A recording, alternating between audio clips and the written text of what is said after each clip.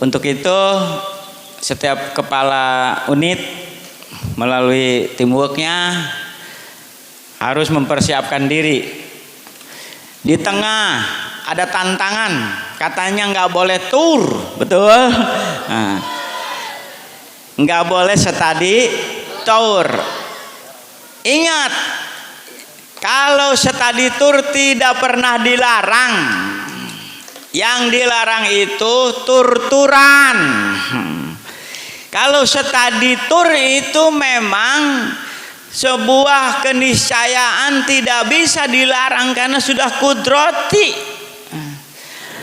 Untuk mengenang, mengetahui, memahami lebih dekat bagaimana observasi dari jarak jauh, itu hanya merupakan prediksi dan perkiraan, nggak akurat.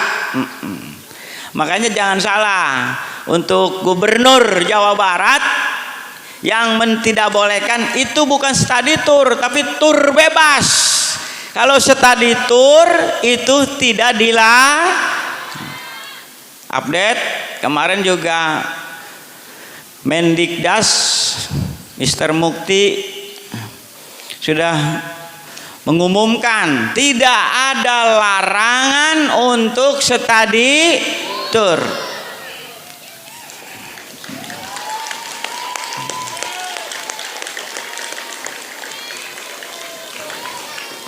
Hanya kita hargai pimpinan kita, Pak Gubernur melarang. Yang dimaksud melarang kalau ada paksaan. Memang boro-boro tur agama jadi paksa, nggak boleh. La ikraha fid, apalagi tur. Oleh karenanya kita bukan hanya dipaksa, tapi atas sukarela demi untuk kembali meningkatkan spirit perjuangan atas kita menghormati, memahami apa konsep-konsep pendiri ini. Maka langkah bukan kehinaan, tapi paling tidak ketidaksempurnaan ketika kita jadi warga negara yang baik, belum pernah berkunjung kepada pendiri ini. Itu ironis namanya. Oleh karenanya sekali lagi untuk teknis, kami berharap kepada semua kepala unit, ya selamat datang ya, untuk mempersiapkan masing-masing, dengan segala halnya, dengan catatan untuk tidak melanggar apa yang dimaksud edaran, untuk menghindari pemaksaan. Tetap berlaku kita yang namanya darurat syar'i, itu tidak ada paksaan. Sebab kalau sudah darurat syar'i, boro-boro study tour, puasa juga kemarin banyak yang batal, betul? Apa itu termasuk darurat syar'i? Satu, sakit. Mudah-mudahan semua sehat, amin. Kedua, berkunjung ke Baitullah itu wajib liman istata'a ilaihi sabila. Kalau yang tidak istita'ah itu tidak wajib. Arti meren. Tapi Bapak yakin kalau lihat semua tampangnya nih, dari mulai wajah ibu dan bapak guru, wajah mampu semua, amin. Dari mulai siswa, para petugas dari semua tingkatan, wajahnya wajah bahagia semua, wajah mampu semua. Mana yang tidak mampu? Tidak ada, semuanya wajah-wajah semangat, wajah-wajah motivasi, wajah-wajah penuh dengan kemampuan juang untuk melakukan itu, amin. Insya yasir ya Allah umurona wa hasil ya Allah maqasidana ya Allah balik muradana insya linailal qabul. Kenapa? estafeta itu harus ada lanjutan.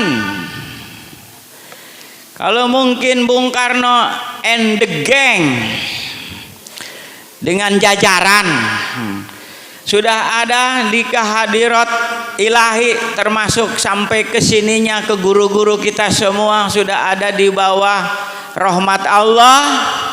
Hari ini dilanjutkan oleh para generasi pelanjut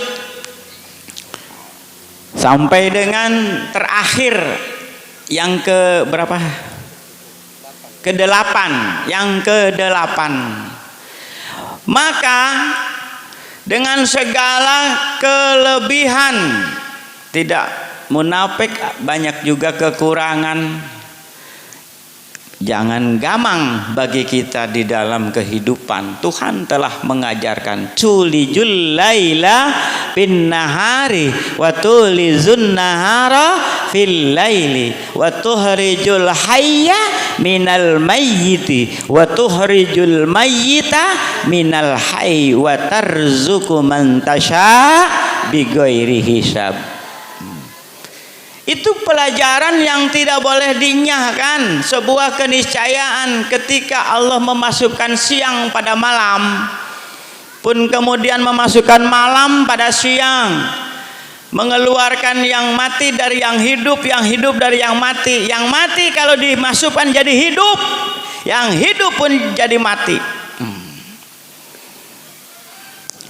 Artinya apa? Ada pelajaran silih berganti estafeta. Para tokoh, para pendiri, para pejuang akhir tugas kembali kepada Allah, dilahirkan lagi pemimpin yang baru terus secara estafet di dalam bidang semuanya tentunya. Yang menyangkut sering disampaikan, yang hari ini bukan dilupakan tapi jarang didengungkan, Ipolexos Hankam, ideologi politik sosial ekonomi budaya pertahanan keamanan, melingkup semua bidang. Itu ada kepemimpinan secara berjenjang, dari mulai tingkat mungkin kita lingkungan yayasan secara masif di Indonesia, NGO teh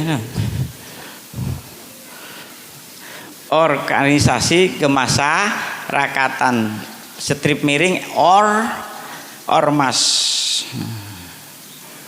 Kemudian secara formal dari mulai tingkat RT terus bertingkat sampai ke presiden, yang di dalamnya ada eksekutif, legislatif, dan yudi. Itu pun bertahap dengan segenap sistem dan birokrasi. Itu pun sama terjadi estafet. Artinya apa?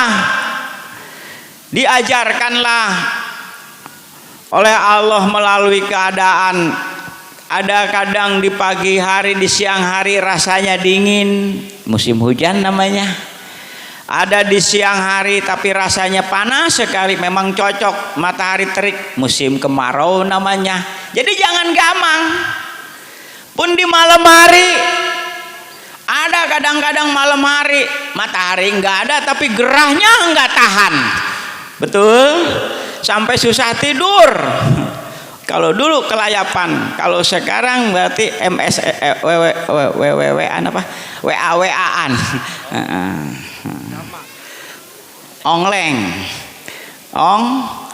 Ongleng berselancar menuju menghindari dari kepanasan di malam. Malam bisa terjadi panas, malam pada umumnya gelap. Terjadi pada suatu hari, kadang satu malam tidak ada gelap, listrik apapun semua dinyalakan, contohnya malam lebar dan seterusnya. Itulah dinamika gambaran yang Tuhan berikan dalam hakikat kehidupan kepada kita pun di tingkat manajemen kemanusiaan, baik berdasarkan nation, negara, berdasarkan ritual keagamaan, berdasarkan privat, pribadi-pribadi pun mengalami fluktuatif bagaikan siang dan malam dengan segala kondisi yang ada. Untuk itu jangan pernah menyerah, semangat terus.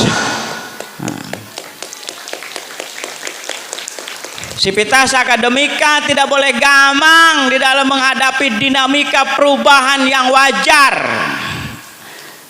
Allah juga telah mengutarakan dalam salah satu suratnya, Ali Imran 140, wa tilkal ayyamu nujawiluha bainan nas. Pada hari-hari itu kami pergulirkan nasib manusia di antara itulah yang disebut oleh orang-orang pintar roda kehidupan ada kalanya di atas, ada kalanya di bawah. Tidak cukup atas bawah, ada kalanya di tengah di tengah-tengah. Ini ku kasih informasi terakhir update berbicara nasional Indonesia adalah bagian daripada regional Asia. Berbicara regional Asia bagian daripada global dunia. Terutama ada 3 pilar yang harus diperhatikan sebagai unsur penting di dalam kehidupan.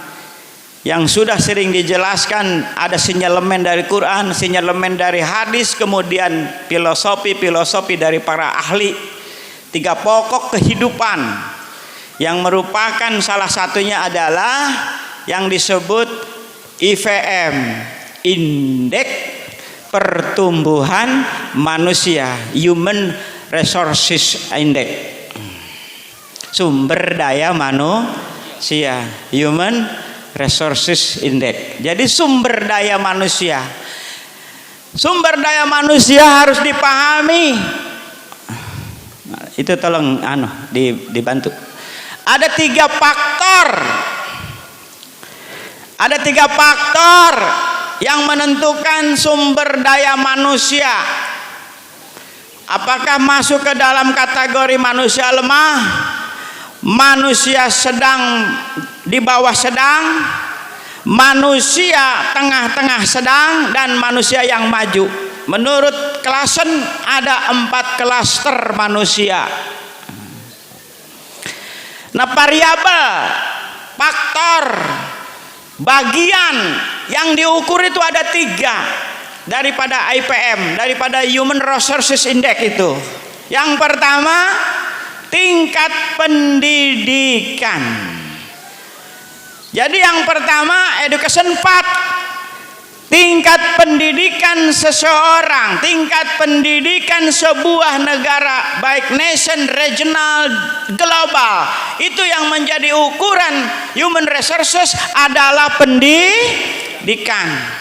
Sama di tingkat dunia pun ada mulai tingkat, alhamdulillah kita sudah menyelenggarakan sebagian ikut serta mengisi kemerdekaan. Mana tepuk tangannya Pak Ut?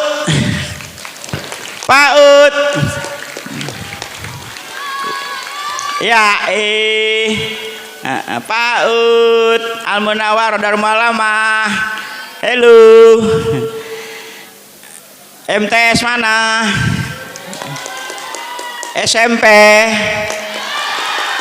Aliyah, SMA, MBI, dosen-dosen mewakili. Ya, pesantren, putra putri. Itu jenjang yang sama di semua dunia, baik nasional, regional maupun global, seperti itu. Dan sehingga tingkatan itulah, dari indeks-indeks tahapan itulah yang menentukan di kelas low, low middle, terus apalagi upper, terus kemudian high middle. Tuh. Itu untuk pendidikan. Makanya alhamdulillah YPI Darul Mu'allamah dengan semangat lillahi ta'ala dan sadar sebagai warga negara tetap memperjuangkan keberlangsungan semua unit yang ada pendidikan ini. Tepuk tangan, mudah-mudahan lebih maju lagi. Dengan tema modal, berharap itu, berbuat itu,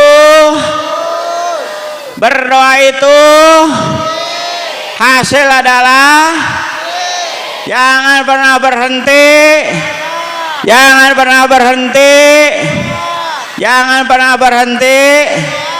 Hasil adalah 1, 2, 3, 4. Takbir. Nah itulah dengan 12 langkah insya Allah sampai apa yang baik secara personal maupun komunal yang kita targetkan merupakan goal our living, goal our life, insya Allah akan sampai. Amin. Nah untuk selanjutnya berdasarkan sedikit yang kedua teori tadi, ada parameter atau indikator yang kedua setelah jenjang pendidikan, tingkat kesehatan. Wayahnya makanya dari awal ku katakan bahwa badan yang sehat itu, badan yang kuat itu akan melahirkan pemikiran yang sehat. Pemikiran yang sehat akan ada pada badan yang kuat. Badan yang kuat ada pada fisik yang sehat. Itulah pentingan lahir dan batin, kepentingan kita. Akur menurut Nabi, akur. Nabi mengatakan al-Islam al-Muslim qawiyun khairu min muslim do'ifin. Jadi kata Nabi pun al-muslimu al-qawiyu, seorang muslim yang kuat, khairun, itu lebih bagus, min muslimin do'ifin, daripada muslim yang lemah.